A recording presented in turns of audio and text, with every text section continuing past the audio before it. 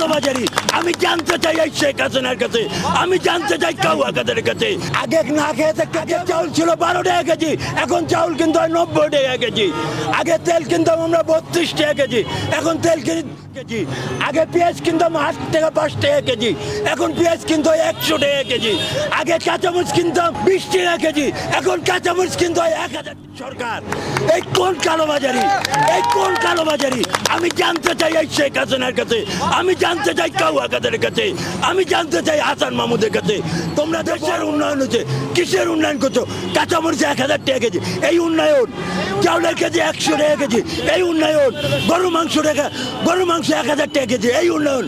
বিএনপির সরকারের আমলে ছিল গরুর কেজি 60 টাকা। ছেলে মেয়ে ভাই বোনদেরকে নিয়ে খুব সুন্দরভাবে খাইতে পারতাম। এখন আমরা তো গরু মাংস দূরে থাক, মুরগির ঠ্যাঙের কাছেও যাইতে পারি না। কেন? এই যে আমরা কি বাংলাদেশের সরকার নয়?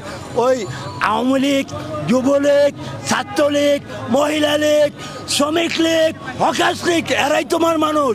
আমরা বাংলার জনগণ কোনো মানুষ নয়, আমরা রিক্সা শ্রমিক কোনো মানুষ নয়, আমরা গার্মেন্টস শ্রমিক কোনো মানুষ নয়, আমরা মোটর শ্রমিক কোনো মানুষ নয়। তাহলে তুমি কার ভোটের অধিকারের সরকার? কার ভোটের অধিকারের? তুমি রাতের ভোটের অধিকারের সরকার।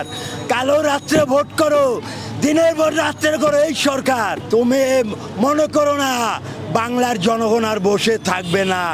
আমরা পাখানাদার বাহিনীকে বাঁশের লাঠি দিয়ে ভাগাইছি, আবার পারি না।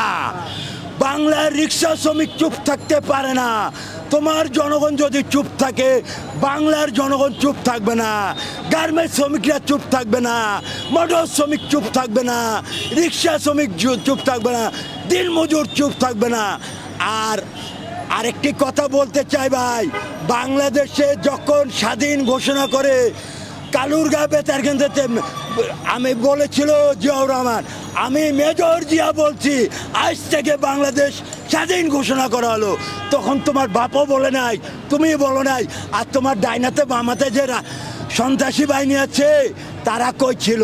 তারাও ছিল না। সে চট্টগ্রাম কালুরঘা বেতার কেন্দ্রতে এই শহীদ রাষ্ট্রপতি জিয়াউর রহমান ঘোষণা করেছিল। তখন এই বাংলার জনগণ এই জিয়াউর রহমানের ডাকে সাড়া দিয়ে নিজের জীবন ব্যক্তি করে দেশ স্বাধীন করেছিল। 30,000 ভাই বোনেরা শহীদ হয়েছিল, 2000 মা বোনের ইজ্জতের ইয়েতে আমাদের বাংলাদেশ স্বাধীন ঘোষণা হয়েছিল।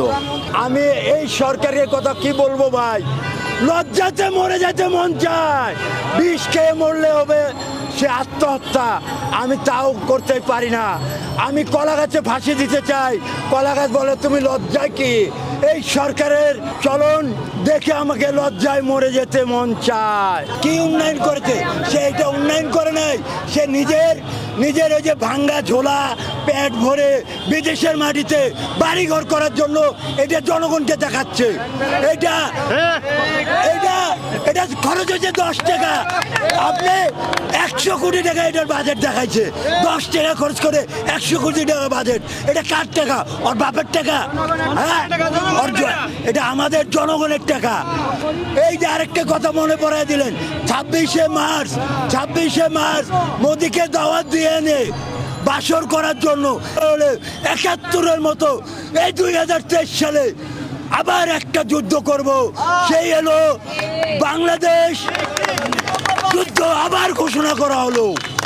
আমরা স্বাধীন ঘোষণা করেছিলাম 1970 সনে। এই স্বাধীন বাংলাদেশে নতুন করে যুদ্ধ করার কারণ এই সরকার যে স্বাধীনতা রাখে নাই, স্বাধীনতা ভূমিত রাখে নাই। এই সরকার বাকশালী সরকার।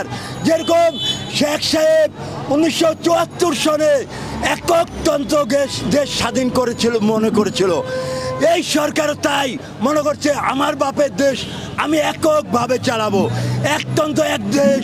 বঙ্গবন্ধুর বাংলাদেশ যেরকম 74-এ বলেছিল, সেই শেখ হাসিনা এখন তাই বলছে এই 2023 সালে এক নেতার এক দেশ, শেখ হাসিনার বাংলাদেশ। তাই মনে করিয়েন না শেখ হাসিনা ওয়াজেদ। আমরা বাংলার জনগণ